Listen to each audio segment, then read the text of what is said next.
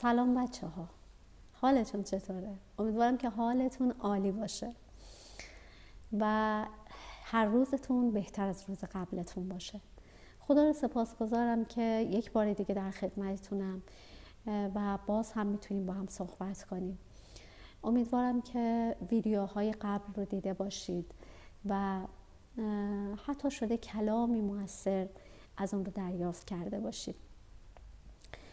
ببینید دوستان، امروز دلم میخواد در مورد هدایت الهی صحبت کنم. البته قبلش این رو بگم، زمانی که تصمیم گرفتم شروع کنم به ویدیو گرفتن، هر روز به خدا میگم خدای منو هدایت کن تا اون چیزی رو در موردش صحبت کنم که افراد به اون نیاز دارن و از طریق اون چیزی که از کلام من، از زبان من میشنون، تأثیر مثبتی توی زندگیشون پیش بیاد و بتونن از طریق اون چرخ زندگیشون رو روان‌تر پیش ببرن. امروز قصد دارم در مورد هدایت الهی، همونطور که گفتم، باهاتون صحبت کنم و این هدایت الهی با خاطری از زندگی خودم براتون تعریف میکنم. بچه‌ها، من زمانی که خیلی جوان بودم دوره‌های آرایشگری رو دیدم و خب تقریباً سال 77 بود که تمام دوره‌های آرایشگری رو گذروندم. اون زمان هنوز دوره‌های آرایشگری به صورت تخصصی برگزار نمی‌شد و روندش به این شکل بود که خب همه چیزایی که در مورد آرایش زنانه بود همه رو توی یک کلاس به ما یاد میدادن و یک مدرک میدادن. خلاصه من این دوره ها رو گذروندم و بهش علاقه داشتم، اما خب من بعد از اینکه دانشگاهم تموم شد سریعا ازدواج کردم و توی یک مسیر ازدواجی قرار گرفتم که خیلی چیزا توی زندگیم کنار گذاشته شده بود، بالاخص همین کار زیبایی و آرایشگری. اما بعد از یه مدتی که ازدواج کرده بودم، خب من سر کار میرفتم، همسرم مانع سر کار رفتن من شد. کار خیلی خوبی داشتم و ایشون اجازه ندادن که من دیگه سر کار برم، به خاطر اینکه محیط کارم یک مقدار مردونه بود و ایشون اجازه ندادن. اما خب من هیچ وقت آدمی نبودم که همینطور بشینم و دست روی دست بذارم. ازش خواستم بهم اجازه بده که بتونم سالن بزنم یا توی کارهای آرایشی و زیبایی فعال باشم. و خب هر جوری بود ایشون رو راضی کردم و کارم رو شروع کردم. کارم رو از یک آرایشگاه زنانه خیلی کوچیک که توی محلمون بود شروع کردم و این ابتدا خب من تقریبا همه کارها رو بلد بودم، چند سال بود روی اونها کار کرده بودم و اینکه بخوام توی آرایشگاه کوچیک کار کنم و دیگری بهم دستور بده این کارو بکن اون کارو بکن، یک مقدار برام سخت بود. و البته این رو بگم که اون زمان هنوز با باورها، با یه سری چیزا آشنا نشده بودم و هیچ آگاهی پیدا نکرده بودم و اینکه کلاً هنوز توی این مسیر رشد و توسعه فردی و اینها قرار نگرفته بودم. خب من رفتم توی اون آرایشگاه محله‌ای شروع به کار کردم که اتفاقا یکی از دوستامم بود. اما خب به هر حال شما هر جایی که بری کار کنی و اون کار مال خودت نباشه، دیگرون خب به دستور میدن این کارو بکن اون کارو بکن و اونجوری که باید با تو برخورد نمیکنن. خلاصه که من تو همون آرایشگاه مشغول بودم تا اینکه یک روز همون دوستم که پیششون کار میکردم اومدن به من گفتن که فلان همکارمون تو فلان منطقه که حالا یک مقدار مسیر اون منطقه از من، محل زندگی من، دورتر بود، گفتن که میخوان آرایشگاهشون رو واگذار کنن، اما چه قیمت گرونی گذاشتن. حالا اون زمان آرایشگاهشون رو گذاشته بودن برای واگذاری به چه قیمت؟ قیمت 3 میلیون تومان و ماهی 700,000 تومان اجاره، در حالی که همه جاهای دیگه مثلا 1 تومن پول پیش بود و ماهی 200-300 تومن 200 تومن اجاره. خلاصه زمانی که اینو به من گفتن، من خیلی کنجکاو شدم که خب مگه این چه جور آرایشگاهیه، مگه چه فرقی با بقیه جاها داره که انقدر هزینه‌اش بالا هست. بعد از کار سوار ماشینم شدم و رفتم به آدرس اون آرایشگاه. وقتی که رفتم اونجا خب دیدم که آرایشگاه کجاست، تقریبا توی پارکینگ خونه‌ای بود که خب از بیرون وقتی نگاش میکردی هیچ ظاهر خوبی نداشت. یعنی بگم آرایشگاه آنچنانی باشه با شرایط آنچنانی با تجهیزات آنچنانی، اصلا یه همچین چیزی در کار نبود. خب من رفتم اونجا و وارد آرایشگاه شدم و به همکارمون گفتم که اون خانمی که میخواستن اونجا رو واگذار کنن، که البته اون محل زندگی خودشون هم بودش، که پارکینگ خونشون رو تبدیل به سالن کرده بودن. وقتی وارد شدم متوجه شدم که خیلی افراد نشسته بودن و منتظر بودن که ایشون کارشون رو انجام بده و دیدم که خب خیلی سرشون شلوغه و از شانس من میخواستن که به سفر برن. من رفتم با ایشون ایستادم و صحبت کردم، گفتم که شنیدم شما میخواید آرایشگاهتون رو واگذار کنید و اومدم اینجا ببینم که شرایطتون به چه شکلی هست و چه جور میخواید آرایشگاه رو واگذار کنید. بعد ایشون گفتن که خب مبلغ پول پیشی که میگیرم 2 میلیون 3 میلیون هست و ماهیانه 700,000 تومان اجاره. بعد در همون حالتی که من ایستاده بودم هی مرتب بهشون تماس میگرفتن که باید کارشون رو ول کنن الان و بیان آماده بشن وسایلشون رو جمع کنن، چون قصد سفر داشتن و همه منتظر ایشون بودن. اما ایشون تو شرایطی بودن که حداقل 10 تا مشتری نشسته بودن منتظری که ایشون کار کنن. بعد تو همین شرایط یک لحظه خداوند به من الهام کردن که خب تو اگر میتونی کارشون رو انجام بده. و من در لحظه بهشون پیشنهاد دادم، گفتم که خب خانم فلانی، اگر که شما عجله دارید و میخواید کاراتون رو انجام بدید، من میتونم کار مشتریاتون رو راه بندازم و به هر حال میتونم اونها رو سر و سامون بدم. و ایشون گفتن که شما مطمئنی که میتونی انجام بدی؟ گفتم بله، من کار میکنم و سابقه کاری دارم و بله میتونم این کار رو انجام بدم.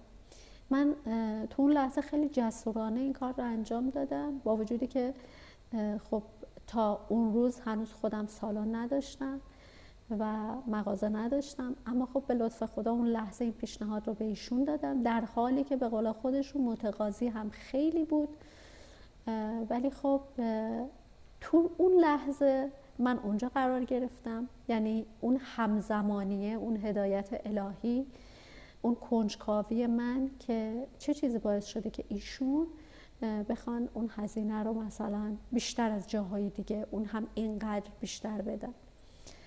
و زمانی که رفتم اونجا و دیدم، مشاهده کردم، دیدم بله چیزی که اونجا بود و من اونجا دیدم تعداد مشتریای زیادشون بود و در واقع ایشون امتیاز مشتری هاشون رو داشتن واگذار میکردن. به علتی که حالا یه مدتی ناراحتی پیدا کرده بودن، میخواستن استراحت کنن، تصمیم گرفته بودن که مغازه رو واگذار کنن. اینجا خب ایشون به من گفتن خب بیا تا خودم هستم یک کار اصلاح ابرو رو برای مشتری من انجام بده و اگر من تایید کردم اون وقت من میرم و شما اینجا کار رو ادامه بده. گفتم باشه مشکلی نداره و ایشون بالای سر من ایستادن و من یه مشتری رو کارشون رو راه انداختم و اون مشتری زمانی که به ابروشون نگاه کردند اصلا اون برق خوشحالی و رضایت توی چشماشون بود. یه جوری به ابروهاشون نگاه کردن که انگار حتی از کاری هم که اون خانم انجام میدادن رضایتمندتر بودن. و خلاصه من متوجه شدم بعد از اینکه ایشون رفتن تمام مشتری‌ها یه جوری به ایشون یه جور خاصی به ایشون نگاه میکردن که در واقع کار من رو ببینن و حتی از ایشون تاییدیه میگرفتن که آیا راضی بودین، چطور بود. چون که فکر میکنم خیلی خوب بدونید که خانم ها خیلی روی ابروهاشون حساسن. و خلاصه من ایشون که رضایت رو دادند اون خانومم به من گفتن باشه پس مشتری دست شما، من دیگه میرم کارامو انجام بدم، بعد که کارامو انجام دادم برمیگردم میام و با شما صحبت میکنم. خلاصه توی تایم ما اون 7-8 نفر رو سریع راه انداختیم و کار ابروشون و اصلاحشون رو انجام دادیم و خدا رو شکر همه راضی بودند به لطف خدا و کار تموم شد. تایم کار تموم شد و مشتری ها تموم شدن و رفتن و ایشون هم کارشون تموم شد و اومدن برگشتن سراغ من و زمانی که برگشتن سراغ من گفتن که خب چطور بود؟ گفتم خیلی عالی، ظاهرا مشتری ها راضی بودن و بعد ایشون با تک تک مشتری هاشون باز تماس گرفته بودن، ازشون اون رضایت رو گرفته بودن. اومدن به من گفتن که خب اینجا رو من میخوام واگذار کنم به این قیمت، آیا میتونی انجام بدی؟ گفتم بله حتما و من تمام تلاشم رو میکنم. و این اولین باری بود که من قرار بود یک مغازه رو خودم به تنهایی بچرخونم. خلاصه زمانی که ایشون به من گفتن که خب شما این 10-15 روزی رو که من دارم میرم سفر به شکل امتحانی، به صورت امتحانی اینجا بمون و مشتری ها رو کاراشون رو انجام بده و اگه مشتری ها راضی بودن بعد از برگشتن من که من باهاشون صحبت کردم خب من با شما قرارداد میبندم. من هم پذیرفتم، گفتم که خیلی هم عالی، انشالله که سفرتون به سلامت باشه و من این کار رو انجام میدم براتون، مشکلی نیست. و خلاصه ایشون مغازه رو با اطمینان کامل به من واگذار کردن و رفتن و بعد از 10-15 روز که برگشتن خب خدا رو شکر همه مشتری راضی بودن. البته اینو بگم من از اون سمت با همون دوستم که پیششون کار میکردم بهشون گفتم که من میخوام برم و برای خودم مغازه بزنم و البته ایشون شاگردان دیگه ای هم داشتن و خیلی هم به من احتیاجی نداشتن، من در واقع همون جوری آژار فرانسهشون بودم اونجا و ایشون هم قبول کردن. گفتم باشه مشکلی نداره، انشالله که موفق بشی. گفتم متشکرم و خلاصه رفتم و اون 10-15 روز اونجا بودم و کار رو راه انداختم و مشتری ها رو راه انداختم و تمام تلاشم رو کردم که کار رو ارائه بدم و همین ارائه دادن کار من و برگشتن اونها و رضایت مشتری ها باعث شد که ایشون با من قرارداد ببندن و خلاصه ما با هم قرارداد رو بستیم به لطف خدا.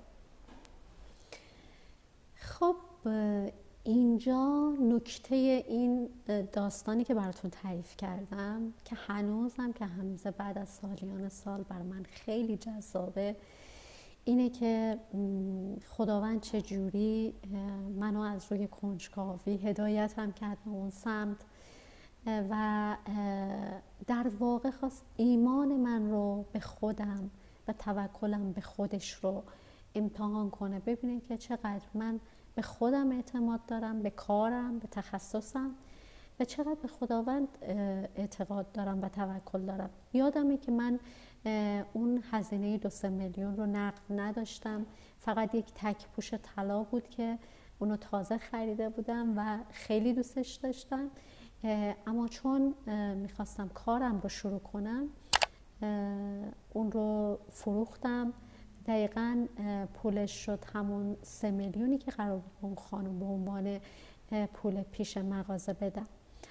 و خلاصه این که من به لطف خدا کارم رو اونجا شروع کردم و هر روز مشتری های من اضافه می شدن و زبون به زبون تو اون محله چرخیده بود که خانمی اومده اینجا که کارش خیلی خوبه و اینها همه از لطف خدا بود.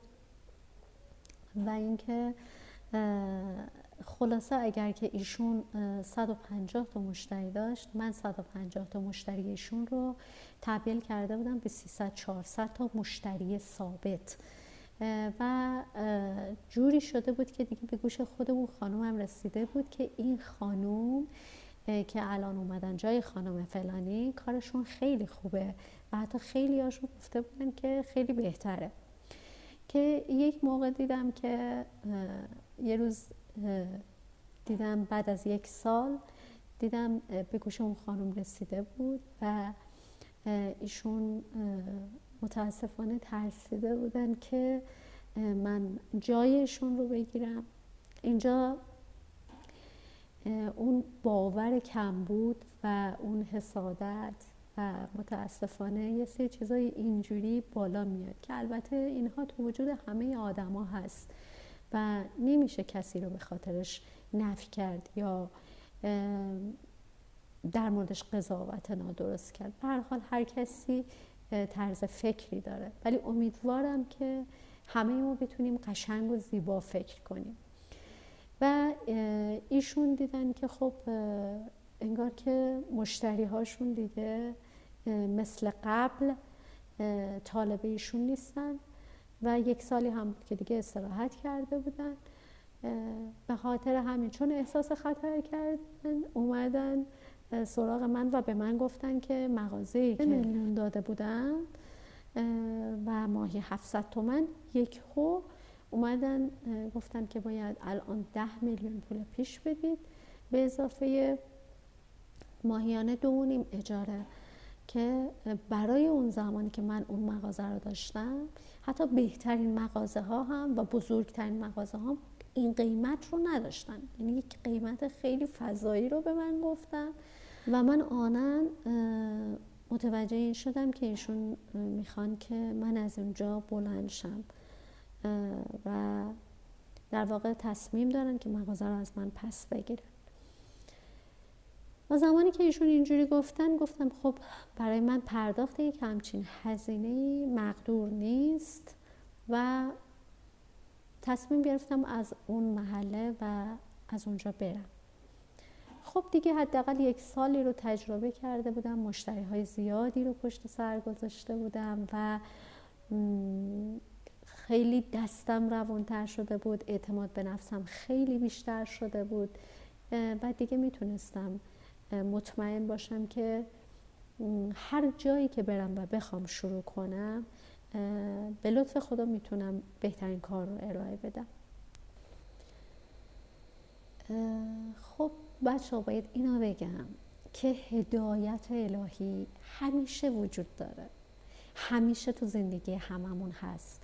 اگر خودتون هر کدوم از شماها یه سرچ توی زندگیاتون بکنید کاملا متوجه میشید که خداوند هر لحظه ما رو داره هدایت میکنه و این هدایت از طریق آگاهی قلب، شهود قلبی، ذهنی به ما اعلام میشه، اما ما گاهن بهش اعتماد نمی کنیم و در جهت اون حرکت نمی کنیم. خب شاید اون زمان که من سراغ اون مغازه رفتم در واقع هیچ پشتوانه مالی نداشتم و هنوز اونقدر اعتماد به نفسم قوی نشده بود که بخوام خودم به تنهایی مغازه رو بچرخونم و خب خیلی چیزا رو هنوز تجربه نکرده بودم. اما چون به خداوند اعتماد کردم، چون حرکت کردم، چون رفتم اونجا و اونجا رو با حتی اون شرایط و ظاهر خیلی جالبی که نداشت، در واقع ظاهر ناجالبی که داشت میتونم بگم برای یه سالن زیبایی، چون هیچ چیز خاصی توش نبود و فقط اونجا محلی بود که یه سری چیزایی خیلی خیلی سطحی و معمولی توش بود و فقط مشتری ها رو کارشون رو راه مینداختن و محل کسب بود، محل پول در آوردن بود و چیزی نبود، محیطش محیطی نبود که در واقع مورد پسند من باشه. اما خب من شروع کردم به لطف خدا همونجا و اون 1 سال شد تجربه‌ای برای شروع کار من و ادامه مسیرم. و خلاصه این داستان گذشت تا اینکه من اومدم و وقتی ایشون گفتن جای دیگه ای رو پیدا کردم برای مغازه. خب خیلی جای بهتری بود، اما خب اونجا یک مدتی باید من چوب خوری میکردم تا بتونم مشتری هامو دوباره جمع کنم و من همچنان ادامه دادم. اما یه مسئله‌ای که برای من پیش اومد این بود که من سالها با شوهرم مشکل داشتم و هر روز مشکلات ما بیشتر و بیشتر میشد. من متاسفانه مجبور شدم تصمیم بگیرم که از ایشون جدا بشم یا خوشبختانه از ایشون جدا شدم. زمانی که از ایشون جدا شدم باز توی اون منطقه‌ای که به اصطلاح مغازه گرفته بودم، اتفاقاً همسر سابقم هم اونجا یک مغازه داشتن و ایشون هر روز می اومدن و مزاحم کار من می شدن بعد از جداییمون و یه جورهایی می خواستن کلن جلوی همسایه ها، جلوی دوستان، جلوی مغازه دارهای دیگه یه جورایی آبروریزی می کردن، ناراحتی پیش می آوردن و هر چیز دیگه. و من تقریبا چند ماهی بود که جدا شده بودم و مجبور شدم به خاطر آزار و اذیت‌های ایشون شبونه از اون مکان اساس کشی کردم و رفتم یه جای خیلی خیلی دور از محل زندگیم که اصلا ایشون ندونن که بخوان بیان مزاحم من بشن و برای من درد سر درست کنن. و جایی که رفتم چون از محل زندگیم خیلی دور بود، مجبور می شدم صبح می رفتم و ساعت 12 شب برمیگشتم خونه. و من یک پسر کوچیک داشتم که تو خونه بود و البته پیش پدر مادرم بود چون خودم هم پیش اونها زندگی می کردم. اما خب از صبح می رفتم سر کار تا 11-12 شب به خاطر طولانی بودن مسیر. زمانی که می رسیدم 12 شب بود تقریبا دیگه. و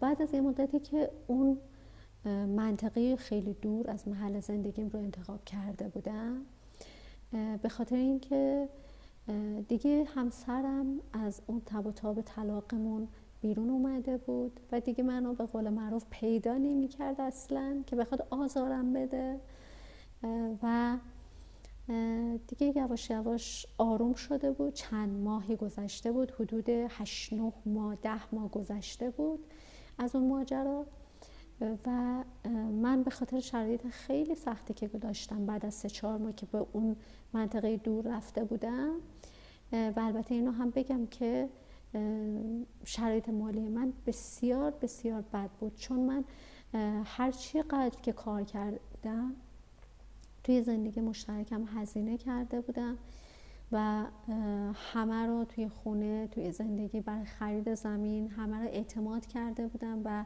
خرج کرده بودم و زمانی که جدا شدم تقریبا زیر صفر بودم و هیچی نداشتم و به خاطر همین مجبور شدم اون منطقه خیلی دور رو انتخاب کنم که هزینه خیلی کمی بخوام براش پرداخت کنم. یک مغازه 20 متری بود که درهای آهنین داشت و من بعد از یه مدتی تصمیم گرفتم، چون مسیر خیلی دور بود، تصمیم گرفتم مغازم رو به 2 قسمت تقسیم کنم. توی قسمت استراحت کنم، اونجا بمونم که دیگه شب نخوام برگردم خونه، و توی قسمت هم کار کنم.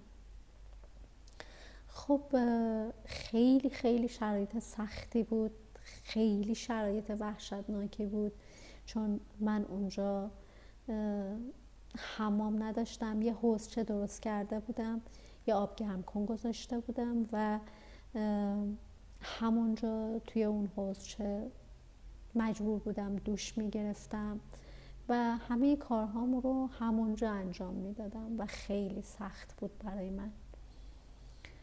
البته 1-2 تا از آشناهامون اونجا زندگی میکردند، ولی خب من نمیتونستم مرتباً به اونجا برم. خیلی آزاردهنده بود شرایط. بعد از 8-9 ماه که همسر سابقم یه خورده آرومتر شده بود، من تصمیم گرفتم که دوباره برگردم به محل زندگیم، که البته بگم این جابجایی ها واقعا خیلی فشار سنگینی رو من داشت و خیلی من رو آزار میداد. اما خب من تصمیم گرفته بودم ادامه بدم و تصمیم گرفته بودم که اون شکست رو یا اون شرایط سخت رو پشت سر بذارم. قرار بود برای خودم زندگی جدیدی بسازم. بعد از اینکه تصمیم گرفتم اون مغازه رو جمع کنم و دوباره به محل زندگیم برگردم، زمانی که برگشتم تقریبا هر پولی که داشتم هزینه شده بود و دیگه هیچ پولی نداشتم. مدت‌های زیادی دنبال یک مکانی میگشتم که بتونم فقط یه صندلی اونجا بذارم و کار کنم. شاید داستان هدایت الهی من یک کمی طولانی شد، اما امیدوارم که برات درس عبرتی باشه. تویی که نشستی و میگی سرمایه ندارم، پول ندارم، موقعیت ندارم و نشستی تا این اتفاق از آسمون برات بیفته، پول از آسمون بیفته. نه عزیز من، تو به هیچ چیزی نیاز نداری، فقط نیاز داری که بلند شی، از جات برخیزی و اون کاری رو که بهش علاقه داری پیدا کنی و بری اون کار رو انجام بدی، توش مهارت کسب کنی، تخصصت رو بهتر کنی و بعد از اون شروع کنی و به هیچ چیزی فکر نکن، به اینکه مهارت نیست، به اینکه پول نداری، به اینکه سرمایه نداری، به اینکه تو این وضعیت اقتصادی باید سرمایه آنچنانی داشته باشی. من میتونم قسم بخورم به بزرگی خدا که اگر تو تصمیم بگیری، تمام کائنات دست به دست هم میدن تا تو رو به موفقیت برسونن، تا تو رو به سرمنزل مقصود برسونن، تا به تو کمک کنن کاری رو که میخوای رو انجام بدی. پس وقتی توی فایل‌های قبلی، ویدیوهای قبلی من گفتم بهتون عزیزان، مهمترین کار اینه که باورهاتون رو تغییر بدید و تغییر باور یعنی تغییر همه چیز. اعتقاد داشته باشی که دستی هست که بالای همه دست هاست و به تو در هر شرایطی کمک میکنه، آدم ها رو برات فراهم میکنه، موقعیت ها رو برات فراهم میکنه، فرصت ها رو برات فراهم میکنه. فقط کافیه که تو بخوای و زمانی که خواستی، خداوند هیچ وقت رهات نمیکنه، به شرط اینکه کارت درست باشه و هیچ وقت نخوای خارج از قانون کائنات و قانون الهی قدم برداری. دوستای عزیزم، فایلی که براتون تهیه کردم خیلی طولانی شد، به خاطر همین یک بخشش رو گذاشتم که توی یک ویدیوی دیگه آپلود کنم، چون گفتم که خیلی طولانیه، از حوصله شما خارجه. به خاطر همین اون رو به 2 فایل تقسیم کردم. امیدوارم که با من همراه باشید و از این داستان هدایت الهی درس های لازم رو بگیرید و هر چیزی که توی ذهن و قلبای قشنگتون هست اونها رو اجرا کنید با توکل به خداوند و با تمرکز روی خودتون، اهدافتون، باورهاتون و اینکه مطمئن باشید اگر کاری رو درست و با کیفیت انجام بدید خداوند هرگز رهاتون نمی‌کنه، چون خداوند همان قانون یکسان در سراسر جهان و در همه ادوار هست و این قانون هیچ وقت عوض نمیشه. اگر کسی کاری رو درست انجام بده و کسی کاری رو روی اصول خودش و روی قانون انجام بده، با کیفیت انجام بده، هیچ وقت این انرژی خوب از بین نمیره. هرچند که در این جهان هر کاری کنی، هر چیزی بکاری، همون رو درو میکنی. پس منتظر ادامه فایل توی یک قسمت دیگه باشید. امیدوارم که همراهی کنید من رو توی این مسیر.